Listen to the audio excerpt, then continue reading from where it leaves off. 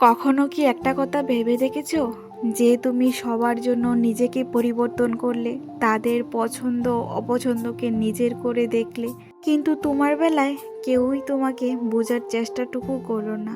তুমি সবার কষ্টে পাশে থাকলে, অথচ তুমি যখন একাকিত্ব অনুভব করলে তখন কেউই এসে তোমার খোঁজ পর্যন্ত নিল না। আর এই সব কিছুই হয়েছে শুধুমাত্র নিজের জন্য, কারণ তুমি নিজে সবার কাছে অ্যাভেলেবেল করে ফেলেছো নিজেকে। সবাই তোমার কাছ থেকে ভালোবাসা আর যত্ন আশা করে, কিন্তু কেউই তোমার মনের ভিতরের জমে থাকা কষ্টটা বুঝতে চায় না।